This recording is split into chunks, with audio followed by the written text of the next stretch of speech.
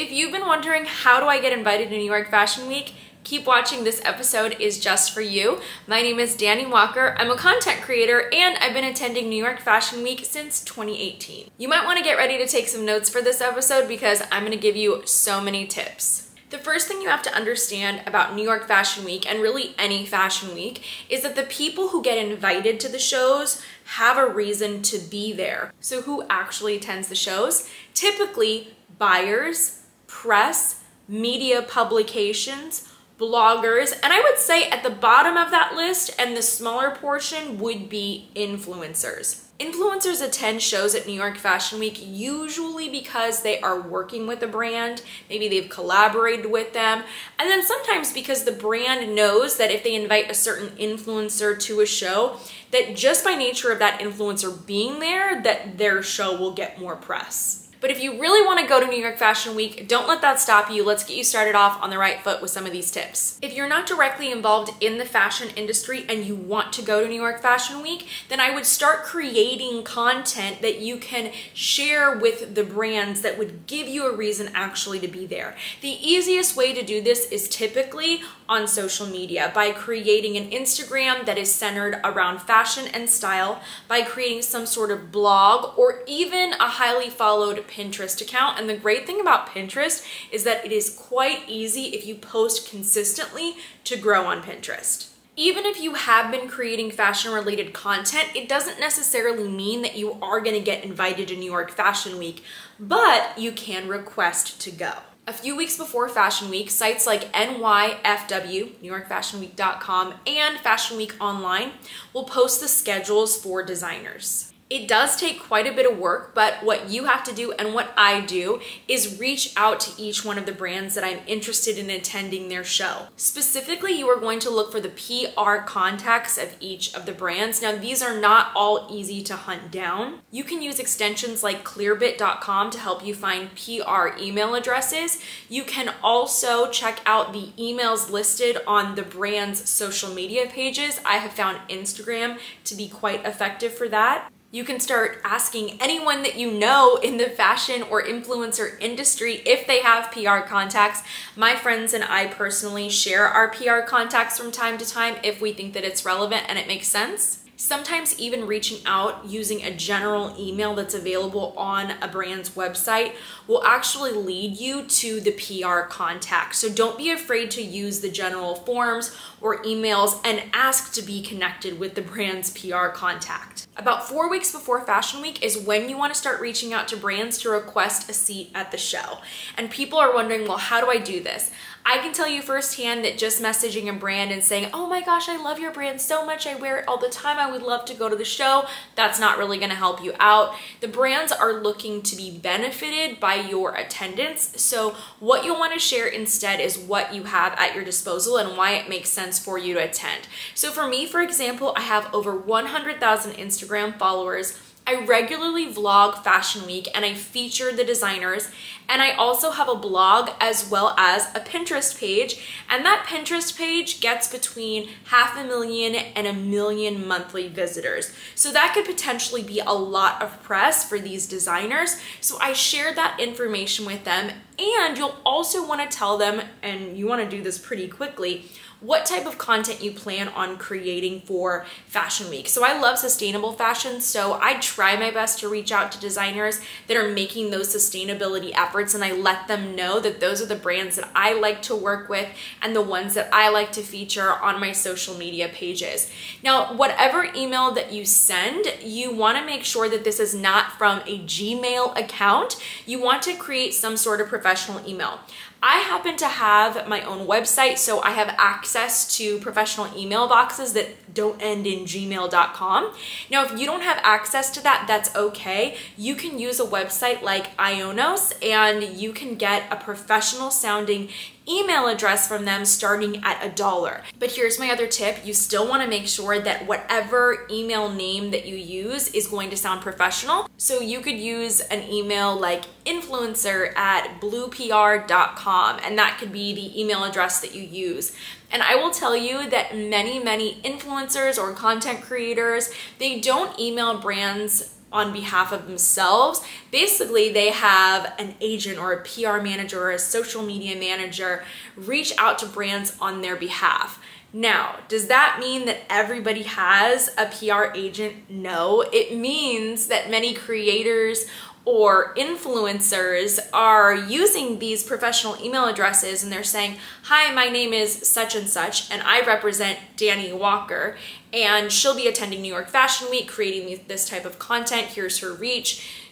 Can she get into your show? At this past Fashion Week, I spoke to an influencer and she says, oh, my husband does all of my PR. So it doesn't necessarily have to be somebody that you hire out. It can be yourself or it could be somebody that you know reaching out to brands on your behalf. Now, once you send out all of your requests for shows, you want to usually create an organized list of this because every show is going to have a different response. Some brands are not going to respond at all, and that's okay. Others are going to say that you're on a wait list. Some will confirm you, but I highly suggest that you create some sort of spreadsheet or organize these responses, because if a brand tells you that they are going to put you on a wait list or they need to circle back to you, they might forget that. So what's important is that about a week before Fashion Week that you actually reach back out to them to see if there's availability for a seat at the show. Now, if they still say no to you about the show, still ask if there are any other events that they're hosting during Fashion Week or after parties.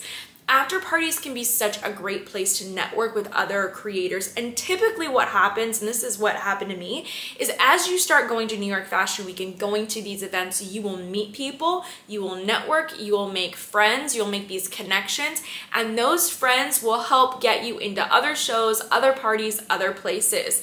So it's really, really important that you don't just accept those no's as like a hard no. Even if they say no, ask if there's some other way that you can work with the brand. If this info has been helpful to you so far, give the episode a thumbs up. Something else that I do when I reach out to different brands is even if the schedules collide, I will still reach out to 2 brands. Worst case scenario, you get an RSVP for 2 different brands. You reach out to one and you say, I apologize, I won't be able to make it this time. But better to be overbooked, I would say, than to be underbooked for New York Fashion Week. I would say feel free to reach out to as many designers as you can, because not everybody is going to give you a seat to their show anyways. Most creators want to attend the bigger shows, and those are typically held at spring studios, but it is a little bit harder to get into those shows. But there are still so many other smaller brands that are hosting shows around the city during New York Fashion Week, and once again, you just never know who you will meet there. And if you're really serious about continuing to go to New York Fashion Week, you want to, like I said, start building that content. So you want people to know that you were present at New York Fashion Week. Have that shown on your social media. Nowadays, our social media is essentially like our unofficial resume. So you want to be able to show people when they look you up online that you do have a presence in the fashion industry. If you ask every designer, can I go to your show, and you get no RSVPs, there's still a couple other things that you can do. There is an option to actually buy tickets for New York Fashion Week. What I would suggest is following your favorite brands that show at Fashion Week and seeing if they share anything online about tickets that are available. Sometimes brands will make available a few tickets. Now, the other option is purchasing tickets from NYFW.com. These are tickets to some of the biggest and the most anticipated shows at New York Fashion Week, but they do usually come with a hefty price tag. These tickets usually start at a minimum of $1,000 and go up even past $10,000 for a package for New York Fashion Week. There are 2 resources that I was using before I would get invites to New York Fashion Week, and the first one is just Fashion Week Online. You can sign up for, I think, a $10 a year membership, if I remember correctly.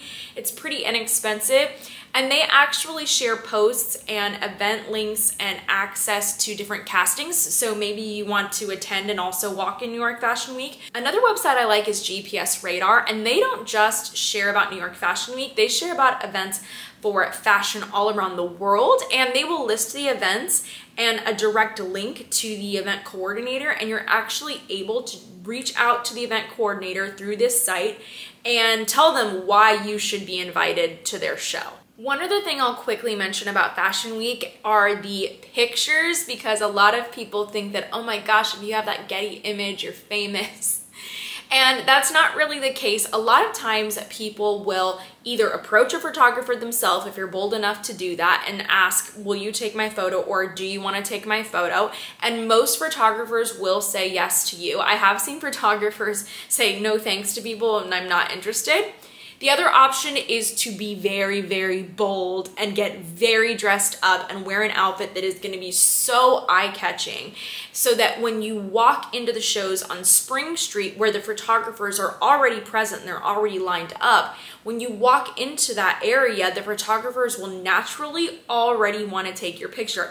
Now, the funny thing is those photographers don't know who's going in and out of the shows. Something you might want to do if you want to get involved in the fashion industry, especially in terms of content creation and influencing, is just showing up at New York Fashion Week, even if you don't have a ticket to the show, and wearing your biggest and your best and drawing the attention of photographers, because those images will go to Getty. They could get picked up by publications. That's how you typically see those New York street style photos in magazines from people that you don't even know.